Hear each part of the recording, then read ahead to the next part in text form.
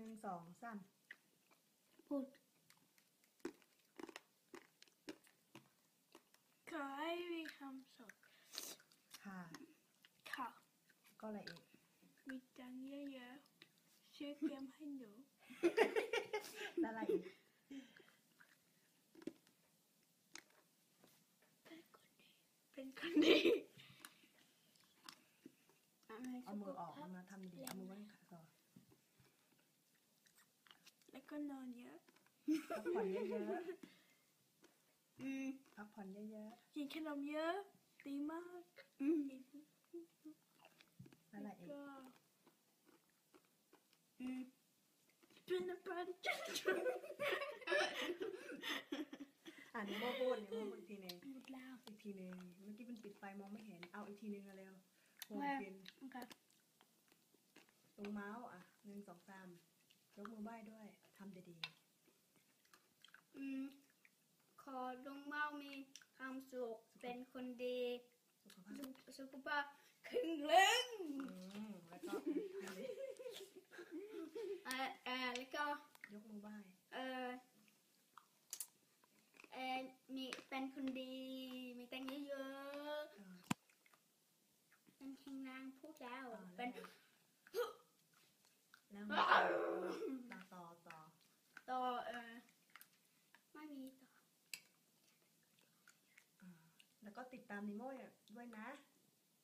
ว่าเป็นเจ้าน้ำตานี่นันนอนอีนอ่องกังน้องตาย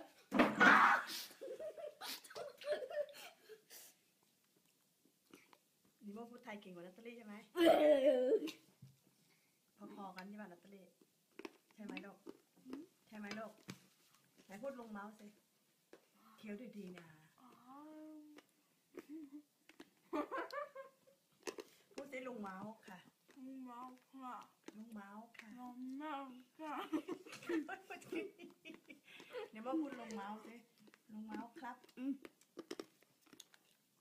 น้องนัดหมดแล้วพูดได้ลุงเมาส์ค่ะลุงเมาค่ะไงครับลุงเมาครับแล้วก็ลุงปูโอเคบ๊ายบาย